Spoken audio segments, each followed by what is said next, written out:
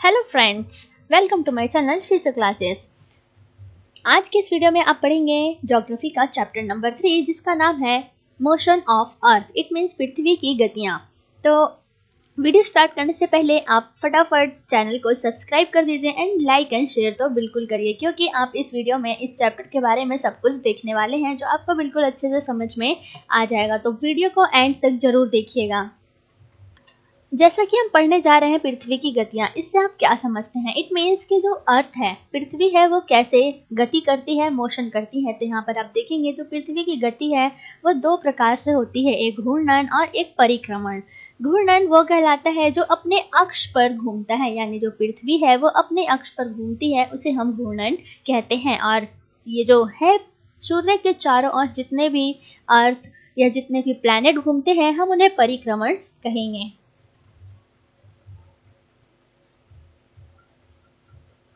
देखिए, जैसा कि आप देख रहे हैं यहाँ पर पृथ्वी है और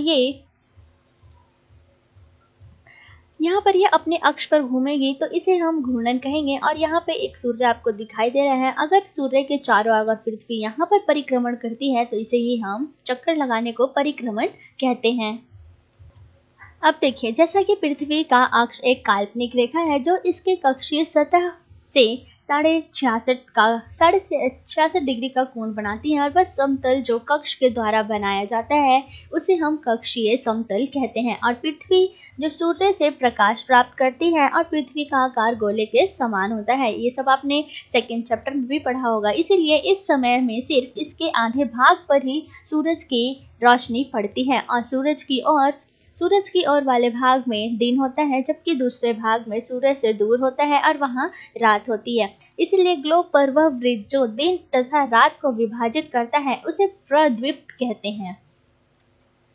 अगर क्वेश्चन आता है कि आप प्रद्वीप से क्या समझते हैं, तो आप इसका आंसर यहाँ पर लिख सकते हैं, ग्लोब वह वृत्त जो दिन तथा रात को विभाजित करता है उसे हम प्रद्वीप वृत्त कहते हैं। यह वृत्त अक्ष के साथ नहीं मिलता, जैसा कि आप चित्र इसमें देखेंगे। यहाँ पर देखिए, ये आधा भाग इधर बांटा हुआ है और आधा इधर। तो इसी तरह से पृथ्वी अपने अक्ष पर एक चक्कर कंप्लीट करने में लगभग 24 घंटे का टाइम लेती है, और घूर्णन के समय काल को हम पृथ्वी दिन कहा जाता है। और यह पृथ्वी की डेली मोशन यानी दैनिक गति होती है।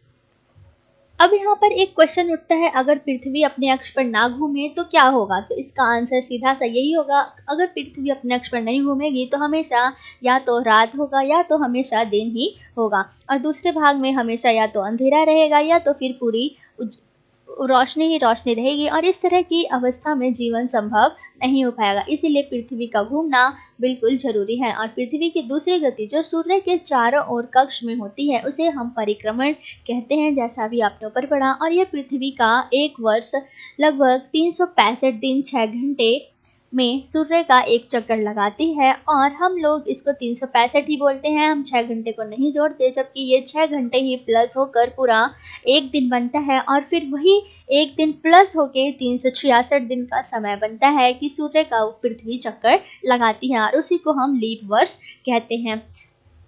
इस तरह से अगर आप ध्यान देंगे तो सामान्यतः एक वर्ष में गर्मी, सर्दी, वसंत और शरद ऋतुओं में बांटा जाता है, और ऋतुओं में परिवर्तन सूर्य के चारों ओर पृथ्वी की स्थिति में परिवर्तन के कारण ही होता है। आइए अब यहाँ पे आप देखेंगे उत्तरी अयनात और दक्षिणी अयनात, यानी ये है क्या। आप देखेंगे कि कैसे 21 जून को उत्तरी गोलार्ध सूर्य की तरफ झुका हुआ होता है, और सूर्य की किरणें कर्क रेखा पर सीधी पड़ने के कारण इसके परिणाम स्वरूप यहाँ ऊष्मा अधिक होती है, और ध्रुवों के पास वाले क्षेत्र में कम ऊष्मा प्राप्त होता है, क्योंकि वहाँ सूर्य की किरणें तिरछी पड़ती हैं और उत्तर ध्रुव सूर्य की तरफ झुका हुआ होता है, तथा उत्तरी ध्रुव रेखा के बाद वाले भाग पर 6 महीने तक लगातार दिन रहता है। और चूंकि उत्तरी गोलार्ध के बहुत बड़े भाग में सूर्य की रोशनी प्राप्त होती है, इसीलिए विषुवत वृत्त के उत्तरी भाग में गर्मी का मौसम होता है, और 21 जून को इन क्षेत्रों में सबसे लंबा दिन और सबसे छोटी रात, यानी जो दिन है वो बहुत लंबा टाइम होता है और रात छोटी इसी वजह से होती है, जिसी को हम उत्तर अयनात कहते हैं। और इस जो ये अवस्थाएं चेंज हो रही है यहाँ पे, इसी को हम उत्तरी अयनात कहते हैं। अगर बात करें दक्षिणी की, तो इसका भी सेम प्रोसेस है, और ये दक्षिणी जब 22 दिसंबर को इसकी डेट फिक्स की गई है कि जैसे दक्षिणी ध्रुव सूर्य की ओर झुके होने के कारण, यानी सूरज जहाँ पे भी है और जो दक्षिणी यानी साउथ पोल है, अगर वो उसकी साइड झुका हुआ है तो मकर रेखा पर सूरज की किरणें सीधी पड़ती हैं और इसी वजह से सूरज की किरणें मकर रेखा पर लंबवत पड़ती है और इसीलिए दक्षिणी गोलार्ध के बहुत बड़े भाग में प्रकाश पड़ता है और इसीलिए दक्षिणी गोलार्ध में लंबे दिन तथा छोटी रातें, यानी यहाँ पर लंबे दिन और छोटी रातें वाली ग्रीष्म ऋतु होती है और इसी के ठीक विपरीत स्थिति उत्तरी गोलार्ध में होती है और पृथ्वी की इस अवस्था को ही हम दक्षिण अयनात कहते हैं। अब आप देखेंगे कि ऑस्ट्रेलिया में ग्रीष्म ऋतु में क्रिसमस का पर्व मनाया जाता है। 21 मार्च और 23 सितंबर को सूर्य की किरणें विषुवत वृत्त पर सीधी पड़ती है और इस अवस्था में कोई भी सूर्य ध्रुव सूर्य की ओर नहीं झुका होता, इसीलिए पूरी पृथ्वी पर रात एवं दिन बराबर होते हैं। इसे विषुव कहा जाता है, जो बिल्कुल ये चीजें सेंटर में हो।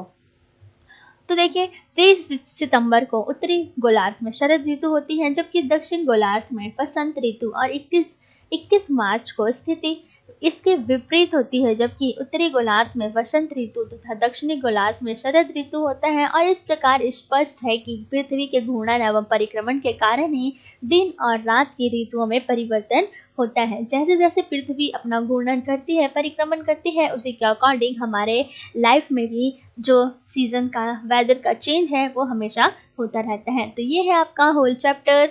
आज चैप्टर बहुत छोटा था लेकिन बहुत ही इंफॉर्मेटिव था कि कैसे पृथ्वी गति करती है, यानी मोशन कैसे करती है। मिलेंगे अगले वीडियो में चैप्टर नंबर 4 के साथ, इसलिए तब तक वीडियो को देखते रहिए, समझते रहिए और अपनी बुक्स की भी आप रीडिंग करते रहिए। Stay happy and stay safe and don't forget to subscribe this channel.